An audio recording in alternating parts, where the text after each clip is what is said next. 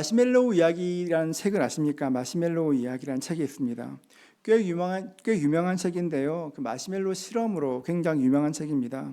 아이들을 대상으로 실험했습니다. 아이들 한 명씩 방으로 데리고 난 뒤에 마시멜로 한 개가 놓여 있는 접시를 보여주며 말합니다. 선생님이 잠깐 나갔다 돌아올 텐데 이걸 먹지 않고 기다리면 한 개를 더 줄게, 이렇게 말하고 아이들의 행동을 관찰했습니다. 몇몇 아이들은 문이 닫히자마자 마시멜로를 먹었고, 일부의 아이들은 15분을 더 기다려 하나를 더 받았습니다. 이 실험이 유명해진 것은 시간이 흘러 아이들의 그런 학업 성취도를 조사했는데, 마시멜로를 먹지 않고 기다린 아이들은 청소년기 학업 성적과 SAT 성적이 좋았고, 좌절과 스트레스를 견디는 힘도 강했다는 것입니다. 제가 이 책을 저희 아이가 이렇게 7살 때 읽었습니다. 저도 해봤습니다. 저도 해봤는데 사탕을 별로 안 좋아했는지 아무튼 이렇게 잘 견디긴 했습니다만, 네, 잘 견디고 있습니다. 네, 여러분 말을 조심해야 돼요. 네. 여러분 살다 보면 직접적으로 마시멜로를 놓고 실험하지 않지만 이런 상황에 마주칠 때가 더러 있습니다. 아브라함도 그랬습니다. 하나님께서 아들을 주시겠다 약속하셨습니다. 그런데 세월이 많이 흘렀는데 아이가 생기지 않았습니다. 사라는 하나님께서 내가 아닌 다른 사람 통해 주실 수 있지, 자기의 몸종 하갈을 아브라함에게 주었습니다. 그래서 이스마엘이라는 아들을 낳게 되었습니다. 이스마엘, 비록 사라를 통해 태어난 아들은 아니었지만 아브라함도 만족했었습니다. 자라는 아들을 보며 아들의 웃음과 몸짓을 보며 크게 위로받았습니다. 그런데 이상한 일이 생겼습니다. 아들이 생겼습니다. 너무 좋은데 하나님께서 그때부터 아브라함에게 찾아오시질 않으셨습니다. 환상도 없고 목소리도 없고 하나님이 직접 오시지도 않으셨습니다. 하나님이 침묵하셨습니다. 창세기 16장 16절은 이렇게 말합니다. 하갈이 아브라함에게 이스마엘을 낳았을 때에 아브라함이 86세였더라. 창세기 16장을 마무리할 때 아브라함은 86세였다고 말합니다. 이제 17장 1절이 시작됩니다. 아브라함이 99세 때 여호와께서 아브라함에게 나타나셔서 그에게 이르시되 나는 전능한 하나님이라, 너는 내 앞에서 행하여 완전하라. 16절 마지막에서 86세라고 이야기했는데 갑자기 17장을 오니까 그 한 장 사이에 99세가 되었습니다. 16장 마지막 절과 17장 첫 번째 절 사이에 무려 13년의 시간이 흘렀습니다. 아브라함의 이야기를 읽어보면 아브라함이 갈대아 우르를 떠나 하나님이 지시하신 땅으로 갈 때까지 하나님께서 늘 아브라함과 함께 하셨습니다. 정기적으로 찾아오셔서 이야기하시고 격려하셨습니다. 하나님과 아브라함은 늘 친밀했습니다. 그런데 17장 1절에 이렇게 말합니다. 아브라함이 99세 때에 여호와께서 아브라함에게 나타나셔서 그에게 이르시되 나는 전능한 하나님이라, 너는 내 앞에서 행하여 완전하라. 나는 전능한 하나님이라. 이 말씀을 히브리어로 보면 엘샤다이라고 말합니다. 75세에 부름받아 이때까지 하나님을 섬겨왔습니다. 시간이 꽤 많이 흘렀습니다. 비록 지난 13년 동안 하나님 한 번도 찾아오지 않으셨지만 그동안 함께해온 세월이 있으니까 꽤 친밀했을 것입니다. 그런데 하나님께서 말씀하십니다. 나는 전능하신 하나님이라, 나는 엘샤다이라. 여러분, 이 말은 굉장히 격식 있게 인사하는 것입니다. 말하는 것입니다. 성경을 보면 지난 25년 동안 하나님은 한 번도 자신을 엘샤다이라, 전능하신 하나님이라 말하지 않았습니다. 엘샤다이, 압도적이시고 언제나 존재하시고 영원하시고 전능하시고 신실하신 주권자 하나님, 하나님이 자신을 그렇게 소개하셨습니다. 여러분, 어떤 말을 들을 때 설명하지 않아도 그 말의 뉘앙스를 듣고 기분을 느낄 때가 있지 않습니까? 하나님께서 내가 엘샤다이다 말씀하실 때 아브라함은 하나님의 분위기를 읽었습니다. 3절 상반절을 보면 아브라함이 엎드렸더니 하나님이 또 그에게 말씀하여 이르시되, 아브라함은 즉시 하나님께 엎드렸습니다. 하나님 말씀하십니다. 아브라함, 오랜만이다. 혹시 내가 잊었을까 봐 내가 이야기하는데 나 전능한 하나님이야. 이렇게 말씀하시는 것입니다. 그리고 말하기를 너는 내 앞에 행하여 완전해 이야기합니다. 행하여 완전하다, 행하다는 이 말씀은 히브리어로 힉이라는 단어인데 뜻이 행하다는 말도 있지만 동행하다, 길을 가다, 함께 걷다, 걷다 이런 뜻이 있습니다. 이스마엘이 태어나고 지난 13년 동안 하나님께서 한 번도 오시지 않으셨습니다. 아브라함은 시간이 지나면 지날수록 하나님 이거 별로 안 기뻐하시나 보다, 마음 한구석에 그런 마음이 있었을 것입니다. 그런데 하나님이 찾아오셔서 아브라함아 나 전능한 하나님이야 말씀하셨을 때 그 마음에 찔림이 있었습니다. 내가 어떻게 말씀해야 될까? 죄송하다고 말씀드려야 될까? 내 죄를 고백해야 되나? 머릿속으로 막 고민하고 있을 때 하나님이 아브라함에게 말씀하셨습니다. 아브라함아 너 나하고 좀 같이 걷자 이야기하시는 것입니다. 나와 함께 동행하자 말씀하십니다. 하나님께서 아브라함에게 너 왜 그랬니 말씀하실 수도 있고, 아니면 너 이제 잃어버린 시간 좀 보충해봐 말하실 수도 있지만 하나님 그렇게 하시지 않으시고 아브라함아 나랑 좀 걷자 이렇게 말씀하셨습니다. 나랑 걷자, 그 말씀을 듣는데 아브라함은 처음 부름받았을 그때가 떠올랐을 것입니다. 아브라함은 하나님께서 이렇게 부르셨습니다. 하나님을 만나 하나님께서 지시하신 곳까지 계속 걸었습니다. 지난 25년 동안 쭉 걸어왔던 그 걸음이었습니다. 꽤 오래 반복하는 걸음이었습니다. 하나님께서 나와 같이 걷자 말씀하시는 것은 그냥 걷는 것이 아니라 지향하는 지향점이 있습니다. 나와 함께 걷자이기도 하지만 정확히 말하면 나를 향해 걷자, 나를 향해 걸어라 말씀하시는 것입니다. 너 좀 나한테 좀 걸어와봐, 나에게 와봐 말씀하시는 것입니다. 오전에 말씀드린 것처럼 다음 주부터 전 교회가 함께 기도하기 시작할 것입니다. 우리의 기도에도 지향점이 있습니다. 우리가 각자 사는 모습은 다 다르지만 우리가 향해야 될 곳은 한 곳입니다. 우리 하나님이십니다. 우리가 다 같이 마음 모아 기도하는 이유가 무엇입니까? 온 성도님들이 같은 방향으로 하나님을 향해 같이 걸어가는 것입니다. 같이 공동기도문으로 기도하고 금식하면서 하나님의 뜻을 향해 같이 걸어나가는 것입니다. 하나님께서 아브라함에게 말씀하십니다. 나를 향해 좀 걸어와봐 말씀하십니다. 그리고 말씀하십니다. 완전하라 말씀하십니다. 완전하다는 것은 완벽한, 온전한, 건강한, 이런 건전한 이런 뜻입니다. 그런데 죄가 없다는 말은 아닙니다. 우리는 완전하라 말씀 들으면 내가 죄를 지면 안 될 것 같고 내 죄 때문에 마음이 걸릴 때가 있지만 하나님께서 온전하라 그 말씀에는 너 죄 지을 수 있지 말씀하십니다.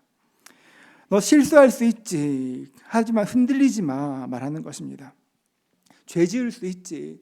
여러분 살다 보면 많은 죄를 짓습니다. 자주 넘어집니다. 그럴 때마다 주님께서 말씀하시는 것은 너 그럴 수 있지, 괜찮아. 그런데 넘어져 있지 말고 좀 나를 향해 와봐. 주님께서 부르시는 것입니다. 나를 향해 걸어오면 괜찮아 말씀하시는 것입니다. 여러분 이것이 굉장히 중요합니다. 우리가 하나님과 함께 걷고 하나님을 향해 걷고 이렇게 완전함을 추구하며 함께 걷다 보면 어떤 일이 생기냐, 그렇게 하면 우리 인생에 깊이가 생기기 시작합니다. 우리 인생에 깊이가 생깁니다. 리차드 포스터는 영성훈련이라는 책에서 이렇게 말합니다. 피상성은 우리 시대의 비극이다. 즉시 만족을 누리고자 하는 사상은 근본적으로 영적인 문제이다. 오늘날 절실히 요청되는 사람은 지능이 높거나 재능이 있는 사람이 아니라 깊이 있는 사람이다. 이렇게 이야기했습니다. 저는 그 깊이 있는 삶, 그 삶이 기본적으로는 저와 같은 교역자의 삶에 이루어져야 한다고 생각합니다. 어떤 문제든 피상적으로 바라보는 것이 아니라 깊이 통찰하고 살필 수 있는 그런 능력이 있으면 좋겠습니다. 그런데 여러분 이런 그 깊이라는 것이 교역자들에게만 필요한 것은 아닙니다. 우리 모두에게도 필요한 이야기입니다. 깊이 있는 사람이 되어야 합니다. 깊이 있는 삶을 살기 위해서 필요한 것이 있다면 노력과 애씀이 필요합니다.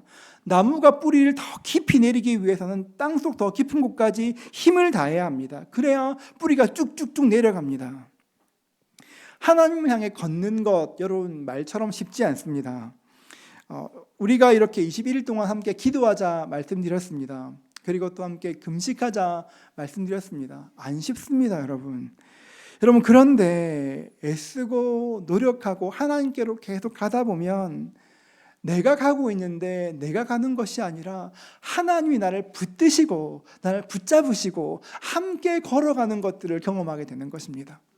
내가 하나님께 열심히 가고 있는데 나중에 보니까 혼자 가는 것이 아니라 하나님 내 손 꼭 붙잡으시고 같이 가자, 나를 더 깊은 곳으로 이끌어가는 것들을 경험하게 되는 것입니다. 2절은 이렇게 말합니다. 내가 내 언약을 나와 너 사이에 두어 너를 크게 번성하게 하리라 하시니, 하나님께서 아브라함을 깊이 있는 인생으로 초대하시면서 그래 열심히 해 말씀하시지 않으셨습니다. 내가 내 언약을 나와 너 사이에 두어서, 내가 내 언약을 나와 너 사이에 두겠다 말씀하십니다. 여러분, 우리의 힘으로 깊어지는 것이 아니라 우리가 깊어질 수 있도록 하나님이 약속을 주신 것입니다. 누구든지 주님께 나아오고 주를 향해 걸으면 내가 너를 깊이 있는 인생으로 만들어 줄게, 주님 말씀하시는 것입니다. 4절과 5절은 이렇게 말합니다. 보라, 내 언약이 너와 함께 있으니 너는 여러 민족의 아버지가 될지라. 이제 후로는 내 이름을 아브라함이라 하지 아니하고 아브라함이라 하리니 이는 내가 너를 여러 민족의 아버지가 되게 함이니라. 하나님의 언약이 함께 있으니까 여러분 그 다음에 어떤 일이 생깁니까? 이름을 바꾸는 일이 생깁니다. 하나님께서 아브라함의 이름을 바꾸셨습니다. 한 가문의 존귀한 아버지에서 많은 민족의 아버지로 이름을 바꾸셨습니다. 성경에서 하나님께서 새 이름을 주실 때는 많은 경우에 새로운 그런 계절이 시작됩니다. 야곱도 그랬습니다. 속이는 자였습니다. 하나님과 씨름하였습니다. 하나님 이름 바꾸셨습니다. 이스라엘로 바꾸셨습니다. 이스라엘은 하나님을 이기다 그 뜻도 있지만 히브리어를 보면 하나님께서 이기게 하셨다 이렇게 볼 수도 있습니다. 속이는 자가 하나님께서 이기게 하는 사람으로 바뀌었습니다. 어부였던 시몬은 베드로로 사람 낚는 어부가 되었습니다. 요한계시록 2장 17절은 이렇게 말합니다. 우리 함께 한번 읽도록 하겠습니다. 요한계시록 2장 17절입니다. 귀 있는 자는 성령이 교회들에게 하시는 말씀을 들을지어다. 이기는 그에게는 내가 감추었던 만나를 주고 또 흰 돌을 줄 터인데 그 돌 위에 새 이름을 기록한 것이 있나니 받는 자밖에는 그 이름을 알 사람이 없느니라. 마지막 날 우리가 주님 뵙고 나면 천국에서 삶을 살 것인데 주님께서 그날 우리에게 새 이름을 주시겠다 말씀하십니다. 너는 지금은 더 이상 한 그런 가문의 아버지가 아니라 많은 민족의 아버지가 될 것이라 약속하셨습니다. 사라도 마찬가지입니다. 15절과 16절을 보면 하나님이 또 아브라함에게 이르시되 내 아내 사레는 이름을 사레라 하지 말고 사라라 하라. 내가 그에게 복을 주어 그가 내게 아들을 낳아주게 하며 내가 그에게 복을 주어 그를 여러 민족의 어머니가 되게 하리니 민족의 여러 왕이 그에게서 나리라. 여러분 15절과 16절에 반복되는 단어가 있습니다. 뭐냐 그렇게 하면 복을 주어, 복을 준다는 말이 2번 반복 나옵니다. 사레라는 이름은 공주라는 뜻인데 사라를 여러 민족의 어머니로 바꾸어 주셨습니다. 사라는 지난 13년 동안 이스마엘이 태어난 그때부터 참 힘든 세월을 보냈습니다. 하갈에서 낳은 이스마엘을 보고 기뻐하는 저와 어쩔 줄 모르는 그 아브라함을 보면서 참 속상했을 것입니다. 어쩌면 한나의 집안처럼 눈에 보이지 않지만 어려운 일이 있었을지도 모르겠습니다. 그런데 그 어려움 당하는 사례, 그 사례를 기억하셨습니다. 그리고 거듭 말씀하십니다. 내가 너에게 복을 주겠다. 내가 너에게 복을 주겠다. 지금 참 고통스럽고 어려운 때를 지나고 있지만 괜찮다. 내가 같이 있으니까 내가 너에게 복을 주겠다 말씀하시는 것입니다. 하나님이 사례의 아픔을 아셨습니다. 때로 하갈을 괴롭히기도 했지만 남들은 고집불통이라고 너무 세다고 이야기하지만 하나님은 사례의 그 아픔을 아셨습니다. 그래서 위로하시고 이름도 여러 민족의 어머니로 바꾸셨습니다.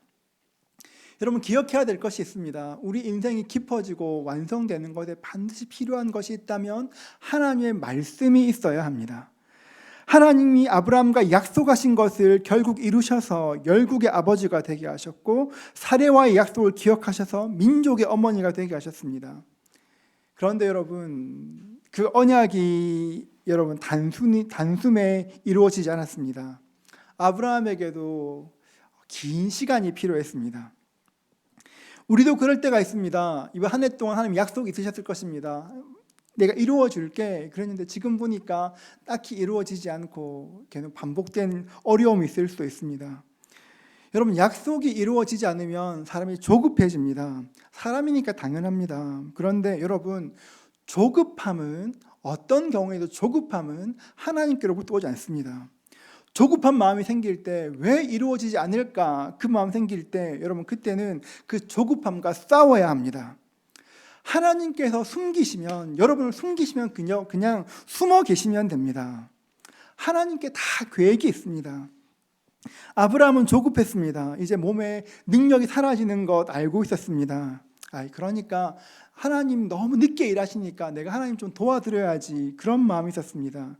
그래서 이스마엘을 낳았습니다. 그 조급함, 기다리지 못함의 결과가 이스마엘이었습니다. 그 결과가 지금 이스라엘에서 벌어지고 있는 전쟁입니다. 이삭의 후손들과 이스마엘의 후손들이 지금까지도 싸우고 있습니다. 얼마나 많은 사람들이 죽고 또 죽이는지 모르겠습니다. 여러분, 조급한 마음이 들 때면 여러분 그 마음을 잘 다스리십시오. 조급한 마음 들면 안 되는 건 알지만 그래도 낙심됩니다. 내가 이렇게 기도하는데 왜 내 기도 이루어지지 않나? 벌써 10년, 20년 기도했는데 왜 내 기도 이루어지지 않나? 하나님 왜 나한테만 이렇게 각박하신가? 그런 생각이 들 때가 있습니다. 여러분, 누군가와 약속을 하고 기다리고 있습니다. 근데 그 사람이 오질 않습니다. 여러분, 어떻게 해야 될까요? 안 오면 어떻게 합니까? 네, 전화해야 합니다. 여러분, 전화해야 합니다. 네, 감사합니다. 전화할 것입니다. 아니면 카톡이라도 할 것입니다. 카톡부터 하겠죠. 왜 안 와 하겠죠. 카톡하고 전화할 것입니다. 하나님의 약속이 자꾸 이루어지지 않습니다. 여러분, 하나님과의 관계도 똑같습니다. 여러분, 자꾸 지연되면 그냥 기다리지 말고 하나님과 소통해 보십시오. 하나님께 전화도 하고 하나님께 카톡도 드리고 해야 합니다. 기다림이 오래되면 더 이상 기도하기 싫고 말씀도 사실 귀에 잘 안 들어옵니다. 맨날 똑같은 이야기만 해. 마음에 그런 마음 생깁니다. 그래서 하나님 뜻을 기다리지만 많은 실망 가운데 낙심하는 일도 많습니다. 하나님 부인하는 것 아닙니다. 그런데 하나님 정말 나한테 선하신 분일까? 의심이 생길 때가 있습니다. 우리의 조급함과 답답함을 이기기 위해서는 여러분, 하나님의 약속을 붙들지 않으면 그 조급함을 이길 수가 없습니다. 여러분, 그럼 어떻게 해야 우리가 하나님의 약속을 붙잡을 수 있을까요? 그것은 하나님의 말씀을 계속 생각하는 것입니다. 저는 아침마다 성경을 소리내어 읽습니다. 많이 읽지 않습니다. 한 20분 정도 이렇게 소리내어 성경을 천천히 읽습니다. 어떤 날은 성경 본문이 굉장히 중요한데 어떤 날은 이렇게 읽을 때 처음부터 끝까지 사람 이름만 나오는 그런 말씀도 있습니다. 제가 이번 굉장히 더웠던 여름날이었는데요. 어떤 일 때문에 굉장히 마음이 복잡했습니다. 성경 읽으면 좀 위로받고 싶었습니다. 하나님 좀 위로해 주십시오. 그러면서 제가 이렇게 읽는 성경 순서대로 성경을 폈는데 그날이 본문의 역대상 1장이었습니다. 여러분, 웃으시는 분들 성경 좀 아시는 분들입니다. 1장이 어떻게 되냐면 1장 1절부터 4절인데요. 한번 같이 읽도록 하겠습니다. 아담, 셋, 에노스, 게난, 마할렐, 야렛, 에녹, 무드셀라, 라멕, 노아, 셈, 함과 야벳은 조상들이라. 이렇게 말씀을 시작해서 9장까지 계속 말씀이 이어집니다. 여러분, 계속 읽으면 방언 터질 수도 있습니다. 발음도 어렵고 진짜 힘듭니다. 사람 이름밖에 없습니다. 저 그날 너무 위로가 필요했는데 이 말씀 좀 건너뛸까 생각도 했습니다. 읽어도 사람 이름밖에 안 나오고 자꾸 발음도 꼬이고 진짜 힘들었습니다. 너무 지루했습니다. 그래서 그래도 그냥 원래 있는 스케줄이니까 1장부터 9장까지를 다 읽었습니다. 말씀을 다 읽고 마침 기도를 하고 있는데 하나님께서 저한테 말씀을 건네셨습니다. 사람 이름 진짜 많지. 내가 거기에 기록된 수많은 사람들의 이름을 내가 기억하고 있어. 성경에 기록되지 않았지만 그 사람의 스토리를 내가 다 알아. 내가 너도 알아. 제가 그날 아침에 너무너무 감동했었습니다. 하나님 말씀 읽으면서 정말 전율했었습니다. 그래, 저 많은 사람 이름 아시는 것처럼 그 스토리를 다 아시는 것처럼 하나님은 내 이름도 아시고 내 지금 사정도 아시지. 하나님 그렇지. 여러분, 그러고 나니까 너무너무 이렇게 힘든 그 마음이 싹 녹아내리는 것들을 경험하였습니다. 하나님의 약속이 있었지만 아브라함은 하나님의 약속 기다리는 것이 쉽지 않았습니다. 그러다 보니 자기의 방법으로, 자기의 노력으로 이스마엘을 얻었습니다. 그런데 결과적으로 보면 그렇게 13년을 허비하며 인생이 끝났습니다. 하나님께서 아브라함에게 말씀하십니다. 내가 전능한 하나님이야. 나를 향해 걸어와봐. 말씀하십니다. 나와 함께 걸어봐. 아니면 나와 함께 걷자. 여러분, 함께 걸을 때 가장 중요한 것이 뭔지 아십니까? 여러분, 같이 잘 안 걸으세요, 여러분? 같이 걸을 때 가장 중요한 게 뭘까요? 속도 아니겠습니까? 여러분, 말씀을 읽으면서 기도하시면서 하나님의 걷는 속도를 아셔야 됩니다. 함께 가셔야 합니다. 걸음의 속도를 하나님과 맞추라는 것입니다. 때로는 속도를 좀 낮추어야 될 때도 있습니다. 아니면 좀 빨리 걷게 하실 수도 있습니다. 나는 좀 빨리 걷고 싶은데 하나님이 속도를 늦추시면 답답합니다. 여러분, 그럴 때 답답해하지만 말고 하나님 나한테 왜 그러시냐고 계속 말씀으로 한번 소통해 보십시오. 이게 왜 중요하냐? 그렇게 하면 하나님과 말씀으로 소통하다 보면 우리에게 분별력이 생기게 됩니다. 분별력. 그럼 분별력이 무엇입니까? 분별력은 불분명한 것을 파악하고 이해할 수 있는 능력입니다. 분별력이 있으면 삶이 명료해집니다.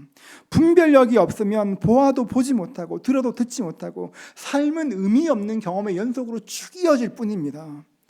분별력 없는 그 삶에는 스토리가 생길 수 없습니다. 여러분, 기억하십시오. 하나님과 함께 걷는 것, 같은 속도로 걷는 것, 여러분 기억하십시오. 우리가 원하는 속도가 아니라 해도 하나님의 선하심을 믿으며 언제나 오르신 하나님을 붙들고 걸어가십시오. 그 과정에서 가다 보면 상상치 못한 하나님의 계획이 하나 둘 이루어지는 것들을 보게 될 것입니다. 하나님의 속도 느리지 않습니다. 느린 것 같지만 절대 느리지 않습니다. 정확한 속도입니다. 미국의 극작가인 빌리 로즈가 쓴 글입니다. 함께 농사를 지으며 사는 아버지와 아들이 있었습니다. 아버지는 좀 느긋한 성격이었고 아들은 빨리빨리 해야 되는 그런 성향이었습니다. 하루는 꼭두새벽에 짐을 가득 싣고 이렇게 시장으로 가기 위해 길을 떠났습니다. 아들은 생각할 때 밤낮 없이 빨리 걸으면 다음날 아침에 시장 가겠다 생각했습니다. 아들은 쉴 새 없이 소를 채찍질하며 소를 몰았습니다. 아버지가 말했습니다. 좀 천천히 가자. 너 아직 살아갈 일이 많잖아. 이렇게 말했습니다. 아들이 말했습니다. 아버지, 시장에 빨리 가야 빨리 팔고 빨리 올 수 있어요, 아버지. 아버지는 아들의 말을 듣고도 아무 대답도 하지 않았습니다. 그냥 가다가 갑자기 소에서 내려서 길에 벌러덩 누웠습니다. 잠들었습니다. 몇 시간 후에 아버지는 일어났고 다시 길을 떠났습니다. 길을 가는 중에 예쁜 꽃이 핀 길들을 보았습니다. 아들아, 저 길로 좀 돌아가자. 저 예쁜 꽃들에게 인사는 해야 되지 않겠니? 아들이 불편한 얼굴로 말했습니다. 아버지, 시간 없어요. 시간 참 중요하지. 근데 나는 아름다운 것을 보기 위해서 시간을 들이고 매 순간 즐기며 살고 싶다. 그렇게 길을 가다가 결국 해가 졌습니다. 아버지는 꽃길 곁에 누워 말했습니다. 네가 어릴 때 이거 참 좋아했는데 많이 변했구나. 그렇게 하룻밤을 길에서 지나게 되었습니다. 아직 해가 뜨기 전 아들이 아버지를 흔들어 깨웠습니다. 아버지, 지금 빨리 가야 돼요. 지금부터 빨리 가야 돼요. 어제처럼 하시면 저 다시는 아버지랑 같이 안 갈 겁니다. 아침에 길을 떠났습니다. 어느 농사꾼이 구덩이에 빠진 수레를 꺼내기 위해서 애쓰고 있었습니다. 아들아, 도와주자. 아들이 굉장히 불편한 얼굴로 아버지를 보았습니다. 누구든 어려움 당한 사람 도와야 돼. 잊지 마라. 도움이 필요한 사람 도와야 돼. 농사꾼을 돕고 나니까 한 2-5시간이 금방 지났습니다. 시간이 벌써 8시가 지났습니다. 그때 갑자기 엄청난 빛이 하늘을 가르고 지나가더니만 천둥 같은 굉음이 이렇게 들렸습니다. 언덕 너머가 잿빛으로 보였습니다. 아들아, 도시에 큰 비가 오나 보다. 아버지가 조금만 서둘렀으면 지금 다 팔고 이제 거기서 나왔을 텐데 이게 뭡니까? 아버지가 말했습니다. 이왕 늦은 거 천천히 가자. 그렇게 한참을 걸어서 도시가 보이는 언덕 위에 올라섰습니다. 이미 시간이 많이 지나 시장이 거의 폐장에 가까운 시간이었습니다. 아주 늦은 오후. 둘은 도시가 보이는 언덕 위에서 한참 동안 그 언덕 아래 도시를 바라보았습니다. 둘 다 아무 말 하지 못했습니다. 아들이 말했습니다. 아버지가 말씀하신 게 뭔지 알 것 같아요. 그리고 그들은 수레를 되돌려 돌아갔습니다. 그리고 한때는 히로시마였던 그 도시에서 천천히 돌아섰습니다. 제가 이 이야기를 읽으면 굉장히 전율했었습니다. 만약 아들의 스케줄대로 아침 일찍 떠나서 밤새 가서 히로시마에 도착했다면 어떻게 되었을까요? 인생은 목적을 향해 전진하는 것이 맞습니다. 그런데 때로는 여러분, 내가 모든 시간들을 매니지하고 관리하고 다스리시는 것이 아니라 때로는 하나님과 함께, 내 인생을 가장 잘 아시는 하나님과 함께 숨도 고르고 주와 함께 이야기도 하고 걸으며 우리 인생을 살아가야 하는 것입니다. 이번 한 해 여러분 되게 수고하셨습니다. 애쓰셨습니다. 어떤 분들은 하나님께서 너무 늦게 걸으시는 것 같아 마음이 피곤하신 분도 계실 것입니다. 하나님께서 우리의 인생을 늦추시는 것 때문에 속상한 분도 계실 것입니다. 여러분, 그때 기다리는 법을 배우실 수 있기를 축복합니다. 내가 내 인생 아는 것 같지만 내 인생 하나님이 제일 잘 아시지. 지금 안 풀리는 것 같지만, 지금 막혀 있는 것 같지만 하나님이 내 인생 아시지. 여러분, 그 하나님에 대한 기대가 없다면 우리 인생이 어떻게 살아갈 힘이 생길 수가 있겠습니까? 여러분, 하나님께서 하신 일을 승인해 주기를 기다리는 것이 아니라 하나님의 뜻을 따라가십시오. 그 일이 굉장히 중요합니다. 하나님께 맡기고 또 맡겨드리십시오. 그럴 때 우리 인생이 점점 깊어져서 나중에 주님과 함께 동행하게 되고 주님의 날까지 완전함에 이르는 은혜로 이어지게 되는 것입니다. 여러분의 삶에 기다림이 있기를 축복합니다. 너무 싫으시죠? 여러분의 삶이 기다림으로 완성될 수 있기를 축복합니다. 여러분의 삶에 깊이가 생길 수 있기를 축복합니다. 저는 예수 믿는 것이 우리 마음속에 커다란 호수 하나 파는 것이라 생각합니다. 큰 호수, 깊고 깊게 파고 넓고 넓게 파서 물을 가득 채워서 이 땅에 누가 돌을 던져도 그냥 지나칠 수 있는 넓은 호수가 되는 것. 작은 웅덩이는 돌 하나 던지면 첨벙첨벙거리지만 다 품어낼 수 있는 넓은 호수가 되는 것. 주님과 함께 걸어갈 수 있는 것. 그것이 우리의 인생을 복되게 할 것입니다.